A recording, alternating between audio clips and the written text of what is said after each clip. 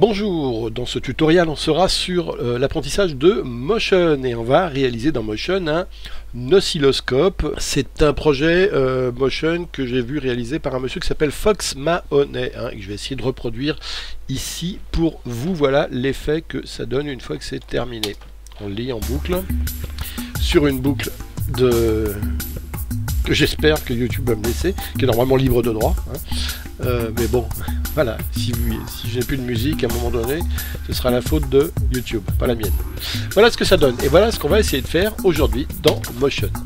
Alors, on arrête cette boucle. Alors, on repart d'un projet à zéro. C'est un truc que vous pourrez ensuite insérer dans un projet Final Cut. On verra comment le publier. Et publier quelques paramètres. Donc, à zéro, on commence par faire quoi? Par aller chercher une grille. Il y en a une dans la bibliothèque de grille. Si je vais dans la bibliothèque et dans mes générateurs, et que je fais grille, fonction recherche, il me semble que j'ai une grille. Donc là, voilà, la grille. Donc, je vais la poser ici dans mon projet. Je vais faire un projet qui va être adapté ici comme ça, et puis là je vais jouer dans l'inspecteur. On va commencer ici dans la couleur des lignes par descendre l'opacité à à peu près, même un peu moins, 9 ici. Largeur des lignes, on va descendre de 10 à 1. Largeur ici, on va passer à 60. Ici, on va passer à 60. Et on va recentrer notre grille comme ça dans notre cadre. Et on va l'agrandir un peu pour qu'elle déborde un tout petit poil. Voilà, ici comme ça. Et ici vers le bas comme ça. Donc on a une grille ici dans un groupe que l'on va appeler le groupe grille. Voilà. Boum. Je coche projet et je fais nouveau groupe. Ou maj pomme n. Donc c'est un groupe ici qu'on va appeler le groupe faisceau.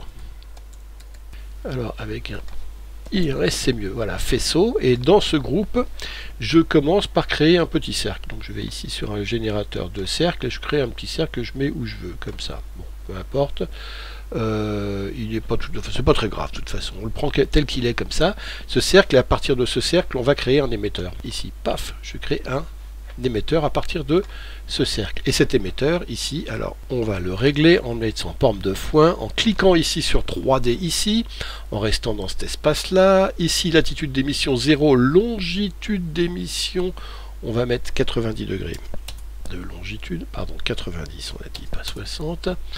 Ici, on va mettre 0 pour la plage d'émission. On a besoin d'un trait assez fin. En fonction de tout ça, on n'y touche pas. Face à la caméra, c'est bon. Cellule de la commande, ici, au lieu de 30, je vais mettre 1500. Et puis le reste, ici, longévité, on va la mettre à 0,3. La longévité, la vitesse, on va la mettre à 70 à peu près. Ça finira, tout ça, on va les publier d'ailleurs, longévité et vitesse. Ensuite, ici, tout ça, je ne touche à rien, sauf qu'ici, je vais coloriser mon histoire et je vais lui mettre une couleur, la couleur du faisceau, un petit peu comme ça. Voilà, une couleur un petit peu bien, un faisceau un petit peu même plus clair encore. Voilà, comme ça, cette couleur-là. Échelle 100%, on va passer à 28 pour commencer. On va ajuster en fonction de la taille du cercle que j'ai fait, mais a priori ça doit être comme ça. Et surtout, il y a quelque chose qu'il faut bien que je pense à cocher, c'est fusion par ajout ici. Très important ici pour me donner un trait qui ne soit pas uniforme, mais qui va se forcer à un moment donné quand j'aurai plus d'images. Donc très important de cocher ce petit fusion par ajout. Maintenant, on va ajouter des comportements à notre petit truc. Et d'abord, le premier truc, c'est de le faire bouger horizontalement. On va le faire en dents de scie. Donc on lui met un... On est sur émetteur ici, on va dans les comportements. On va dans paramètres et on va dans osciller. Et on va donner une oscillation, on va l'appliquer au Y, donc propriété, transformation, position à la position Y. On va faire bouger ici en aller-retour comme ça, ce point-là, pour simuler le faisceau de l'oscilloscope qui fait des allers-retours en dents de scie, comme ça. Donc voilà, et puis sinon, comment on va la régler? Ici la forme donc on n'est pas en sinus mais en dents de scie, avec une phase, on la réglera par la suite plus précisément en fonction, vous le verrez, de ce qu'on a à la fin. Mais vous voyez déjà, hop, je commence à osciller horizontalement comme ça en dents de scie. Mon amplitude n'est pas terrible, on va mettre 350 plutôt. Voilà, et puis on va mettre une vitesse un peu plus rapide, 20 et quelques. On est bon là.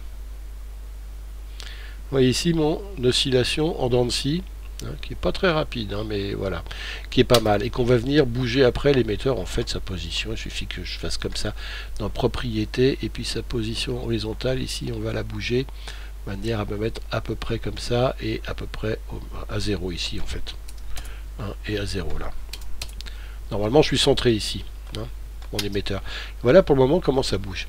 Maintenant on va aller chercher un son. Donc j'ai ici un son que je vais aller chercher dans mon navigateur sur mon bureau, et qui doit s'appeler, j'enlève sa bit, c'est celui-là ici. Voilà, et ben celui-là je vais l'importer et je le mets dans mes audios ici, hein, je vais le mettre dans mes audios là. Voilà, je vérifie qu'il est bien au début ici. Voilà, je repasse dans l'inspecteur, j'arrête en même temps la musique, et puis cette fois-ci on retourne dans nos calques ici, et on va ajouter à l'émetteur un autre comportement qui est le comportement audio. Donc on va ici dans les particules, on va ici dans les paramètres, et on fait paramètre audio. Et ce paramètre audio, on va le coller à notre son. On va coller en fait l'amplitude verticale au son. Donc ici je colle à quoi? À mon son que je viens d'ajouter, bit machin là, bit Asian il s'appelle. Et ici en bas je l'applique tout ça à la transformation verticale, donc au Y. Voilà. Et puis ici on va également changer 2-3 petites choses. La plage de fréquence, ça me va, on la laisse telle quelle, le sol, le plafond aussi. Le lissage, il faut le mettre à 0, parce que j'ai pas envie de lisser du tout. Et netteté, mode ajouté, délai 0, échelle. Alors là, on va l'ajouter, on va mettre une échelle un peu plus grosse. Ah, et vous voyez tout de suite mon animation, elle commence à arriver ici. Alors, elle arrive ici, du coup, le fait qu'on l'affiche, du coup, on va pouvoir changer notre position d'émetteur, notamment verticalement. Ici, vous voyez, il faut que je le descende un peu. J'étais plutôt pas mal comme j'étais avant. On va essayer de centrer ça, hein, globalement, cette masse de trajectoire pour le moment, parce que ça, ce qu'on voit là, c'est effectivement la trajectoire avec le son que va prendre notre, regardez, notre oscillo. On voit pas grand chose ici. En fait, ce qu'il faudrait faire ici dans la présentation, c'est enlever les trajectoires d'animation, ne pas les afficher en rouge pour mieux y voir. Et regardez ici, on commence à avoir quelque chose qui ressemble à un oscilloscope, hein, dont on va pouvoir régler plusieurs paramètres, hein. Si je le règle ici dans l'oscilloscope, si je suis ici sur mon émetteur par exemple, regardez qu'en fonction de la vitesse et de la longévité ici je suis à 0,3, si je pousse ici je vais avoir un trait plus long, hein, alors peut-être que 0,3 d'ailleurs c'est peut-être entre les deux, là c'est peut-être pas mal. Et vous voyez, l'ajout, c'est ce qui me donne la différence entre quand ça freine et quand ça accélère. Plus ça accélère, plus c'est fin, et plus c'est freiné, plus c'est gros comme ça ici. On va encore ajouter un glow à tout ça. Donc je me mets sur l'émetteur et je vais aller chercher un éclat. Donc c'est un filtre cette fois-ci, un filtre de glow. Éclat, c'est où? C'est ici, éclat. Et je prends un éclat normal, comme ça par exemple.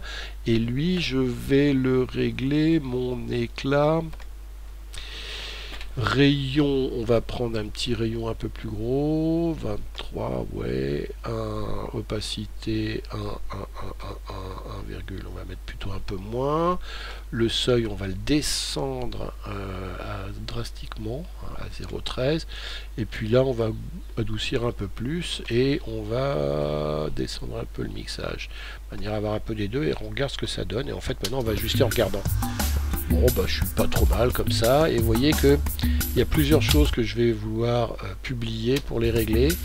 C'est au début, comme ça. Ouais, je veux être au début. Je veux partir non pas tout en haut à droite, mais au début de ma forme. Donc ça se règle dans l'oscillation ici. Ça se règle. D'ailleurs, l'oscillation, il faudrait que je la mette dans cet ordre-là, plutôt avant l'audio, comme ça. Voilà, je les ai inversés, j'ai l'oscillation plus haut. Alors l'oscillation, on va plutôt la mettre, on joue sur la phase ici, regardez, pour la mettre plutôt sur la gauche au départ. Donc, au départ, elle est là. Et ça, on va le publier, ce paramètre. Publier. Et puis, dans l'émetteur ici, on va également publier la vitesse et la longévité. Ici, vitesse, je publie. Longévité et vitesse, publier. Donc regardez ici dans mon projet, je vais pouvoir jouer sur ces trois paramètres. Alors si je les regarde ici, hein, La phase, là, j'ai vu que je l'ai bien réglé, qu'au début, on est d'accord. On est bien... Ouais, c'est pas mal. La longévité, on peut également l'augmenter. Regardez, là, c'est beaucoup plus... Moi, je trouve ça moins bien, mais ça va être à vous après d'affiner comme vous voulez. Là, c'est moins long. Et puis la vitesse également, on peut avoir un truc très rapide, moins rapide. Tous ces paramètres seront réglables dans Final Cut 10 une fois que vous aurez publié ce modèle dans Final 10. La dernière des choses à faire, c'est de mettre un cercle, comme si c'était un écran un petit peu de vieil oscilloscope. Donc on commence par, donc vous voyez ici on est bon, hein, on a nos paramètres, notre grille ici. Ce qu'on va faire ici, on va créer un nouveau groupe par-dessus tout ça. Donc je fais objet nouveau groupe. Et dans ce groupe-là, je vais créer un masque circulaire dans mon faisceau. Je crée un masque ici circulaire et je viens le mettre comme ça, hein, avec une... voilà. Et puis ce masque circulaire, j'ai remis ici pour qu'on voit bien sa forme. Ouais, je vais le mettre un petit peu comme ça. Voilà, il est pas mal, il épouse bien le contour.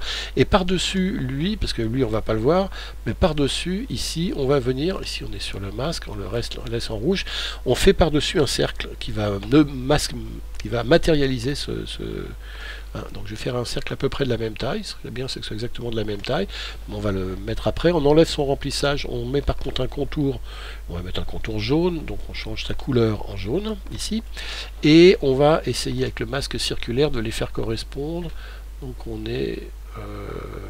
va bouger le cercle, on va l'agrandir un peu le cercle, propriété, de manière à ce qu'il soit un peu plus grand, là je suis sur le... Donc, propriété cercle, on va l'agrandir un peu, qui sort un peu du cadre. On va maintenant le bouger un peu comme ça, masque circulaire, il est un peu au-dessus, oui voilà, il est un peu, on va le descendre un tout petit peu. Et normalement je ne devrais pas être trop mal, je vais pouvoir même descendre la forme du cercle, on va voir jusqu'à ce qu'il se cache. On va voir, normalement il devrait se cacher à un moment. Non, on ne devrait pas être... Ah non, parce qu'il est au-dessus, oui, d'accord. Masque circulaire, voilà, on est pas mal du tout ici, et normalement, alors à part que regardez mon cercle, il n'est pas ici, et mon masque il est où? Mon masque il est bien, donc regardez maintenant, je vais enlever la présentation zone trajectoire d'animation, je me mets sur projet, et regardez, je crois qu'on est bon là, on a fini. À part quoi? Bah à part que, vous voyez, ça déborde un tout petit peu, donc il faudrait que le cercle soit un peu plus grand, donc on va le regrossir un tout petit peu. Voilà. Est-ce que c'est mieux comme ça? Voilà, ça déborde plus. Donc on est pas mal. À part qu'il y a qu'un truc, c'est que la grille, regardez, elle n'est pas cachée par le masque. Alors ça m'ennuie un petit peu. Il faudrait en fait qu'elle soit à l'intérieur du faisceau, cette grille, pour que ça marche. Hein, voilà, ici, comme ça. Et cette fois-ci, elle est cachée par le masque circulaire qui est là. Et je suis bon. Regardez, je recommence à zéro. Et voilà. On a réussi à faire ce qu'on voulait, à savoir cet oscilloscope. Et si je le publie ensuite dans Final Cut, vous verrez qu'ici, j'aurai en réglage de... Je ne vais pas le faire là, mais regardez sur le projet. Si je regarde dans l'onglet projet ici, je vois que je vais pouvoir régler la phase, la longévité et la vitesse de cet oscilloscope une fois que je l'aurai publié. Pour publier, je vous rappelle, il faut exporter, publier sous le modèle comme ça. Voilà. À vous de jouer maintenant. Merci. Au revoir.